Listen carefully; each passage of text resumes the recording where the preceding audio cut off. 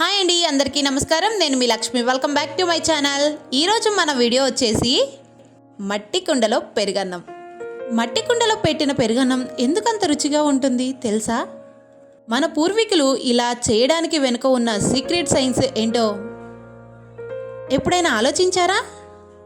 కేవలం రుచికి పెద్ద వరం. ఎలా చేయాలి అది అనేది ఈ వీడియోలో వివరంగా చూసేద్దాం. ఫస్ట్గా ఒక గ్లాస్ బియ్యం తీసుకుంటున్నాను.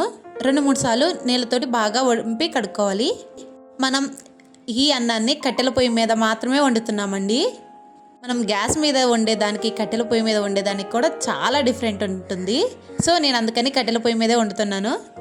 ఇకుండా ఒక న్యాచురల్ మెటీరియల్. అలా అన్నం వండిన తర్వాత పాలు కూడా కాగబెట్టుకొని పక్కన పెట్టేసుకోవాలి. మన పూర్వీకులు సైన్స్ చదవపోయిన అనుభవంతో ఈ విషయాలు చెప్తున్నారు. అందువల్ల మనం వాళ్ళని ఫాలో అవుదాం. అన్నం అయితే ఉడికిందండి, పాలు కూడా కాగిపోయాయి కదా. సో ఒక ఆరిన తర్వాత ఒక 10 నిమిషాలు పక్కన పెట్టామంటే ఆరిపోతుంది శుభ్రంగా. అన్నం కూడా కొంచెం చల్లారనివ్వాలి. ఈ కుండలో పెరుగన్నం తినడం వల్ల తిన్న శక్తి చాలా బాగుంటుంది, ఆరోగ్యానికి కూడా చాలా మంచిది. ఈ సమ్మర్లో అయితే శరీరాన్ని చాలా బాగా చల్లబరుస్తుంది, ఒంట్లో మంచి బ్యాక్టీరియా ఎక్కువగా పెరుగుతుంది. పాలన్నీ దాంట్లో వేసుకొని తోడేసుకోవాలి, అంతేనండి. నేనైతే ఒక గ్లాస్కి 1/2 లీటర్ వరకు పాలు తీసుకున్నాను. కొంచెం పెరిగేసి తోడు పెట్టడమే, అంతే. చాలా సింపుల్ కదా, ఆరోగ్యానికి కూడా చాలా మంచిదండి. ముఖ్యంగా ఈ సమ్మర్లో అయితే మంచి ఎనర్జెటిక్ ఫుడ్ ఏదన్నా ఉందంటే అది పెరుగన్నం అనే చెప్పొచ్చు.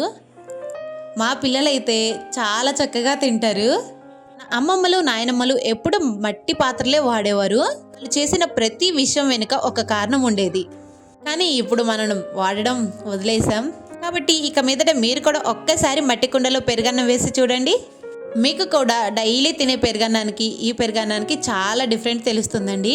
మన పూర్వీకులు చేసినవి ట్రెడిషనల్ మాత్రమే కాదు, నిజమైన science. Like, subscribe. Thank you for watching.